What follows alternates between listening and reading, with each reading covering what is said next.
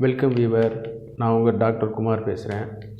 நம்ம இந்த வீடியோவோட ப்ரீவியஸ் பார்ட் அல்லது பார்ட் 1ல் கொனேரியானா என்ன, அந்த கிருமி எப்படி தாக்குது, எப்படி உருவாச்சு, அதே மாதிரி எந்தெந்த மோடில் ஸ்ப்ரெட் ஆகுது, எந்தெந்த இடத்துல வாழுது, ஒவ்வொரு பார்ட் வைஸாக அறிகுறிகளை பார்த்துட்டு இருந்தோம். அதனுடைய நிறைவு பகுதி தான் இந்த வீடியோ. சரிங்களா? இது செகண்ட் பார்ட்டு. இந்த இதில் நம்ம என்ன பார்க்க போகிறோம்னு கேட்டிங்கன்னா, இந்த கொனேரியா நோயோட என்ற பால்வினை நோயோட காம்ப்ளிகேஷன் என்ன, அதே நேரத்தில் இதனுடைய ட்ரீட்மெண்ட் என்ன, அதனுடைய ப்ரிவென்ஷன். சரிங்களா? இது நோய் குணமாகுமா ஆகாதா அப்படிங்கிறதுல இப்போ நம்ம பார்க்க போகிறோம். சரி, இந்த காம்ப்ளிகேஷன் என்ன? இந்த கொனேரியா வந்துருச்சு, ட்ரீட்மெண்ட் லேட் ஆயிடுச்சு அல்லது குணமாயிருச்சு, இதனுடைய தாக்கங்கள் என்ன, இதனுடைய நம்ம உடம்புல பார்க்கும் பொழுது பார்த்திங்கன்னா, இந்த கர்ப்பப்பை நல்லா இந்த நோய் இன்ஃபெக்ஷன் ரொம்ப ஜாஸ்தியாக என்னன்னு கேட்டிங்கன்னா, பெல்விக் இன்ஃப்ளமேட்டரி டிசீஸ் அப்படிங்கிற சொல்லக்கூடிய ஒரு நிலைக்கு கொண்டு போய் தள்ளப்பட்டுரும். இந்த பாக்டீரியம் நைசீரியா கொனேரியா பார்த்திங்கன்னா, அதே நேரத்தில் அந்த ஆண்களுக்கு பார்க்கும்பொழுது பார்த்திங்கன்னா எபிடைடிமேஸ், அதாவது விந்தணுக்கள் பயணம் பண்ணக்கூடிய பாதையை முழுவதுமாக ரப்சர் பண்ணப்பட்டு ஆண்மை குறைவு ஏற்படுறதுக்கும், அதாவது உயிரணுக்கள் சிதைந்து போகிறதுக்கும் வழிவகை செய்யப்படுது. அதே நேரத்தில் இந்த ரீனல் வழியாக பயணம் பண்ணி போகும்போது அன்ட்ரீட்டடாக இருக்கும்பொழுது அந்த சிறுநீரக மண்டலம் செயலிழக்கிறதுக்கு வாய்ப்புகள் அதிகமாகிட்டு இருக்குது. இது ஸ்டேஜ் வைஸாக, அதாவது ஒவ்வொரு நிலைகளில் என்னென்ன மாறுபாடு இருக்குங்கிறது இருக்குது. சரிங்களா? அது எல்லாம் இந்த எலாபரேட்டாக இதில் சொன்னோம்னா ரொம்ப உங்களுக்கு ஒரு டவுட்ஃபுல்லாக போக ஆரம்பிச்சிடும், புரியாது. சரிங்களா? அதே நேரத்தில் கண்கள் பார்வை இழக்க ஆரம்பிச்சிடும். அதே மாதிரி த்ரோட் பகுதிகள்லாம் பார்த்திங்கன்னா அந்த நர்வஸ்லாம் ரொம்ப பாதிக்கப்பட்டு சுவை ஆரம்புகள்லாம் இது பண்ண ஆரம்பிச்சிடும். சரிங்களா?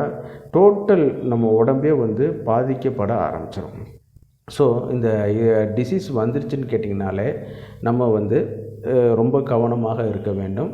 கூடுமான வரைக்கும் வராத அளவுக்கு நம்ம அது தடுத்து கொள்ள வேண்டும். அதே நேரத்தில் பார்த்திங்கன்னா, இந்த பெல்விக் இன்ஃப்ளமேட்டரி டிசீஸ்னால் என்னன்னு கேட்டிங்கன்னா, எக்டோபிக் ப்ரெக்னன்சி வர்றதுக்கு வாய்ப்புகள் இருக்குது. ஏன்னு கேட்டிங்கன்னா, அந்த ஃபெல்லோப்பியன் டியூப்ஸ் எல்லாமே பாதிக்கப்பட்டு போயிடும். சரிங்களா? இந்த ஃபெல்லோப்பியன் டியூப்ஸ் எல்லாமே பாதிக்கப்படும் பொழுது அந்த எக்டோபிக் ப்ரெக்னன்சி வரக்கும் வாய்ப்பு இருக்குது. சில நேரம் ப்ரெக்னன்சியே நடக்காமல் இருக்கிறதுக்கும் வாய்ப்புகள் இருக்குது. சரிங்களா?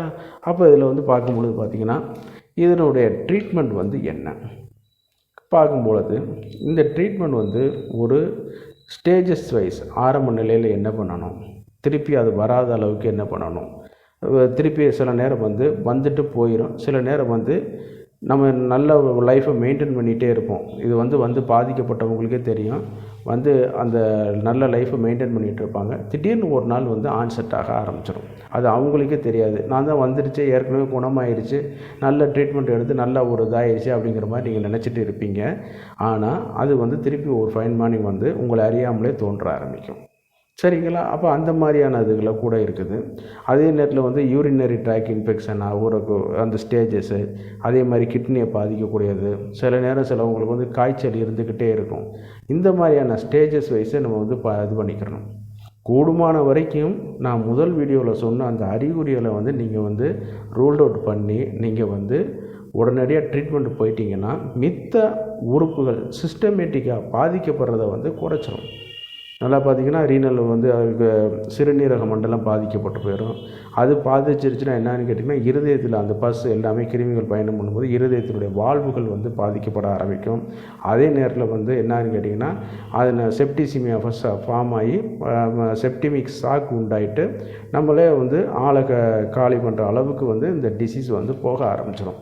ஸோ இந்த இன்றைக்கி பார்த்திங்கன்னா, அரசாங்கத்தில் பார்த்திங்கன்னா நிறையா ஒரு முந்தைய காலகட்டத்திலாம் பார்த்திங்கன்னா சுவர் விளம்பரங்கள் நிறைய எழுதி வச்சுருப்பாங்க. சுவர் விளம்பரங்கள் நிறைய எழுதி வச்சுருப்பாங்க. இந்த மாதிரி பார்த்திங்கன்னா, இந்த மாதிரி வந்துச்சா உடனே மாவட்ட சுகாதார மையத்தை அணுகுங்க, ஹாஸ்பிட்டலில் அணுகுங்கன்னு சொல்லி இப்போ எழுதி வச்சுருப்பாங்க. இப்போ அதெல்லாம் ஒரு நாகரிக காலத்தில் எல்லாமே மாறிடுச்சு. ஆனால் அந்த நோய் அப்படி தான் இருக்குது. சரிங்களா? அது விளம்பரம் வேணால் குறைஞ்சிருக்கு. முதல்ல டிவிலையும் அந்த மாதிரி பால்வினை நோய்கள் வந்துச்சுன்னா ஆபத்து அப்படிங்கிற மாதிரி சொல்லி கொண்டு வருவாங்க. இப்போ அதெல்லாம் குறைஞ்சிருச்ச ஒழிய, பட்டு அந்த நோயோட தாக்கம், நோயால் பாதிக்கப்படுறவங்க வந்து இன்க்ரீஸ் தான் ஆகிட்டுருக்கு ஒழிய டிக்ரீஸ் வந்து ஆகலை. சரிங்களா? அப்போ நீங்கள் வந்து அரசு மருத்துவமனைகளையும் சரி, இதற்கான சென்டர்ஸ்லேயும் சரி, நல்ல வந்து இலவச மருத்துவ மையங்கள் வந்து கொடுக்குறாங்க. அதை நீங்கள் வந்து இப்போ வந்து நம்ம வந்து வீடியோவில் வந்து மருந்தை பற்றி நம்ம எக்ஸ்பிளைன் பண்ணக்கூடாது, அது தவறாக போயிடும். நீங்கள் இதற்கான மருத்துவர்கள்ட்ட அந்த ஏற்கனவே நான் சொன்ன மாதிரி 2லேருந்து 30 நாளைக்குள்ளே அறிகுறி தோன்றும் பொழுதோ, அல்லது ஒரு கான்டாக்டுவல் அந்த மாதிரி நம்ம பண்ண ஆரம்பிச்சிட்டோமோ, ஒரு சந்தேகத்தினுடைய அடிப்படையில் கூட நீங்கள் போய் டெஸ்ட் இப்போ டெஸ்ட்டெல்லாம் இப்போ வந்து இலவசமாகவே கொண்டு வந்தாங்க. ப்ரைவேட்டில் நீங்கள் பார்த்தீங்கன்னா கூட அதுக்கான டெஸ்ட்டு செலவுகள், எடுத்து பண்ணக்கூடிய செலவுகள்லாம் ரொம்ப கம்மியாக கொண்டு வந்திருக்காங்க. சரிங்களா? அதை நீங்கள் எடுத்து ஒரு ஆரம்ப கட்டத்திலே வந்து நம்ம ட்ரீட்மெண்ட் பண்ண ஆரம்பிச்சிட்டோம்னா உங்களுக்கும் நன்மை, ட்ரீட்மெண்ட் பண்ணக்கூடிய மருத்துவர்களுக்கு மிகவும் எளிதாயிரும். அந்த நோய் கிருமிகள் ஆட்டோமேட்டிக்காக கொஞ்சம் கொஞ்சமாக குறைய ஆரம்பிச்சிடும் அதனுடைய வீரியமும். நீங்கள் ஸ்டேஜ் வைஸாக முத்த விட்டு உடம்புலாம் புழு வச்சு போய் பார்க்கும் பொழுது உங்களுக்கும் சிரமம், அந்த திருப்பி உள் உறுப்புகளும் நல்ல நிலைமைக்கு வந்து வராது. சரிங்களா? அப்போ மருத்துவர்களுக்கும் சிரமம், காலம் ஃபுல்லாக நீங்கள் வந்து மருந்து எடுக்கக்கூடிய ஒரு சூழ்நிலைக்கு ஆட்பட்டுருவீங்க அல்லது தள்ளப்பட்டுருவீங்க. அதனால் வந்து நீங்கள் வந்து உரிய நேரத்தில், உசித காலம் சொல்லுவாங்க, உரிய நேரத்தில் நீங்கள் போய் அதுக்கான மருத்துவர்களை அணுகி முறையான ட்ரீட்மெண்ட் பண்ணிங்கன்னா ஆட்டோமேட்டிக்காக அது வந்து குணமாயிரும். சரி, ப்ரிவென்ஷன் என்ன பண்ணுறது? அடுத்து இது எப்படி நம்ம தற்காத்துக்கிற முடியுமான்னு கேட்டிங்கன்னா, இது வந்து புத்தர் சொன்னது தான், ஆசையே துன்பத்திற்கு காரணம். ஒவ்வொரு மனிதரும் வந்து இந்த மாதிரியான பழக்க வழக்கங்கள், முறையற்ற கான்டாக்டு, அதே மாதிரி என்ன செய்ய போகுது அப்படிங்கிற ஒரு குருட்டு தைரியம், இந்த மாதிரியான வரும் பொழுது ஒரு மனிதர்கிட்டருந்து இன்னொருத்தர் அது வந்து ஒரு பெரிய அச்சீவ்மெண்ட்டு, நான் அத்தனை பேரை இது பண்ணியிருக்கேன், நான் இத்தனை பேரை இப்போ இது பண்ணியிருக்கேன், தொடர்பு கொண்டிருக்கேன், பாலியல் ரீதியாக கான்டாக்ட் பண்ணியிருக்கேன், எனக்கு வந்து இதெல்லாம் ஒரு சகஜம் அப்படிங்கிற மனப்பக்குவத்திலேருந்து மாறிக்கிறீங்க. சரிங்களா? தீயவை பயத்தலால் தீயவை தீயினும் அஞ்சப்படும் சொல்லிட்டார் திருவள்ளுவர். சரிங்களா? இது வந்து டேஞ்சரஸ்.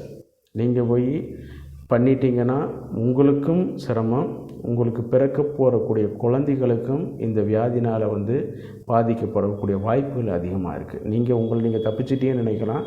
ஆனால் ஒரு இது இருந்துச்சுன்னு கேட்டிங்கன்னா, கருப்பையில் வந்து அது வந்து பாதிக்கப்பட்டு கம்ப்ளீட்டாக அதுக்கான உங்களுடைய அஸ்திவாரம், வாரிசுகள், இதுகளுக்கு எல்லாமே அது வந்து பாதிக்கப்பட்டோம். அதனால் வந்து ரொம்ப கவனமாக இந்த மாதிரியான இதுகளுக்கெல்லாம், அதாவது ட்ரீட்மெண்ட் இருக்குது, குணமாயிரும் அப்படிங்கிற நம்பிக்கை, அசட்டு தைரியத்தோடு நீங்கள் வந்து இதை வந்து நீங்கள் ஹேண்டில் பண்ணிடாதீங்க. மருத்துவர்களுக்கும் எச்சரிக்கை. சரிங்களா? இது என்னென்னு கேட்டிங்கன்னா, மருத்துவர்கள், மருத்துவ பணியாளர்கள், செவிலியர்கள் மாதிரி கேஸுகளை ஹேண்டில் பண்ணும்பொழுது கூட நீங்கள் ரொம்ப எச்சரிக்கையாக இருக்கணும். நல்லா வந்து க்ளவுஸ் நல்லா போட்டுக்கிறணும். அந்த திரவங்கள் மூலமாக வந்து கான்டாக்ட் ஆகும். சொல்லலாம், மருத்துவ தொழில் வந்து தெய்வம், நீங்கள் டச் பண்ணி தான் ஆகணும். ஆமாம், அது தவறு கிடையாது, மறுப்பதற்கு இல்லை. மருத்துவத்துறையில் தெய்வம் தான், அந்த தெய்வம் தான் அடுத்தந்த நோயாளிகளை போய் காப்பாற்றணும் இல்லையா? அப்போ உங்கள்கிட்ட நம்ம டச் பண்ணிட்டோம்னா அடுத்தடுத்த நோய்களுக்கும் நோயாளிகளுக்கும் நம்மளே வாலண்டியராக போக ஆரம்பித்தோம். சரிங்களா? அதனால் நல்லா க்ளவுஸ் போட்டுக்கிறோங்க. இந்த மாதிரி ஹேண்டில் பண்ணும்போது ஃப்ளூயிட் டிஸ்சார்ஜ், பஸ் டிஸ்சார்ஜ், மியூக்கஸு, இந்த மாதிரியான இதுகளை வந்து நீங்கள் ஒரு அசட்டு தைரியத்தில் கையை வச்சு பார்க்கக்கூடாது. சரிங்களா? அந்த மாதிரியான சூழ்நிலைகள் வரும்பொழுது வந்து முன் எச்சரிக்கையாக இருந்துக்கிற வேண்டியது. மருத்துவ பணியாளர்களுக்கு, மருத்துவர்களுக்கும் அதே தான். சரிங்களா? உடனடியாக நம்ம ட்ரீட்மெண்ட் பார்த்துக்கிட்டு இது பண்ணிக்கிற வேண்டியது. சிலவங்களுக்கு வந்து அது வந்து லேட்டாக வந்து அது வந்து பாதிக்கப்பட ஆரம்பிச்சுக்கணும். அதே நேரத்தில் வந்து பார்த்திங்கன்னா, பேஷண்ட்டுகளுக்கும் மருத்துவர்கள் சொல்லக்கூடிய ட்ரீட்மெண்ட்டு கோர்சஸை வந்து, மருந்து மாத்திரைகளை வந்து நீங்கள் எடுக்கணும். அவங்க எத்தனை நாளைக்கு எடுக்க சொல்கிறாங்களோ, எத்தனை கோர்ஸ் எடுக்க சொல்கிறாங்களோ அந்த மாதிரி தான் எடுக்கணும். ஆமாம், அது ஏன்னு கேட்டிங்கன்னா, இதுக்கு கொடுக்கக்கூடிய டோசேஜ் எல்லாமே வந்து கொஞ்சம் அதிகப்படியான டோசேஜ் தான் கொடுக்கணும்.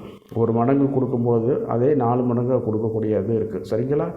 அதை நான் வந்து இன்டைரக்டாக சொல்லலாம், அந்த மருந்து பேரெல்லாம் நான் சொல்ல விரும்பலை. ஒரு மருந்து வந்து அதனுடைய பவர் இருக்குதுன்னு கேட்டிங்கன்னா, அதனுடைய 4 டைம்ஸ் வந்து கொடுக்கணும். ஆமாம், அது அந்த அளவுக்கு கொடுத்தா தான் இது வந்து குறைய ஆரம்பிக்கும்.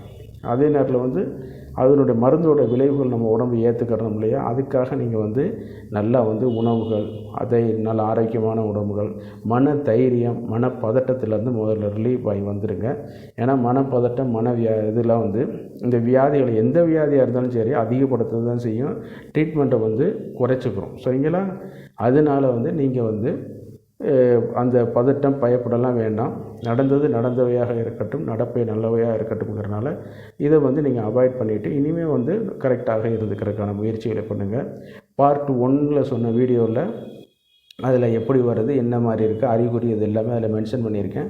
இதில் வந்து சிம்பிளாக வந்து அதனுடைய காம்ப்ளிகேஷன்னா என்ன, அதை எப்படி ட்ரீட்மெண்ட் பண்ணலாம், எப்படி ப்ரிவென்ஷன் பண்ணிக்கலாங்கிறத ஒரு அவுட்லைனாக தான் சொல்லியிருக்கேன்.